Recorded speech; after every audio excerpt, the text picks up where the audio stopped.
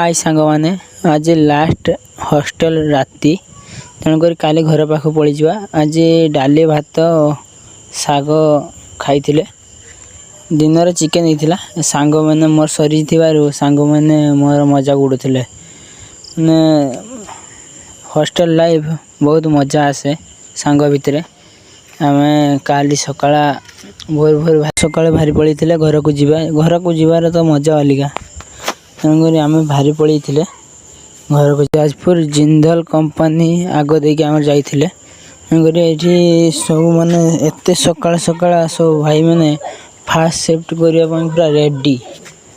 ये बाटे जे जाइछंती भाई मैंने से जानिछंती एटा कौन पुल Tata steel plant company gate आउ जिंदल गेट मिसिक अच्छी ये पुलटा। सब गाडर माल लोडिंग होगी खाली जीवाई पूरा रेडी। देखी पार्टी स्टील टाटा स्टील गुड़ार स्टील रड देखी पार्टी पार्किंग रो बहुत गाड़ी अच्छी।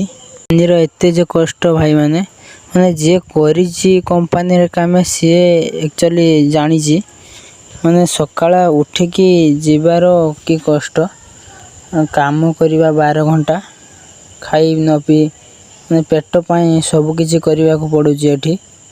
6टा है ना ये रेडी होगा। ब्लॉग भल लगता है।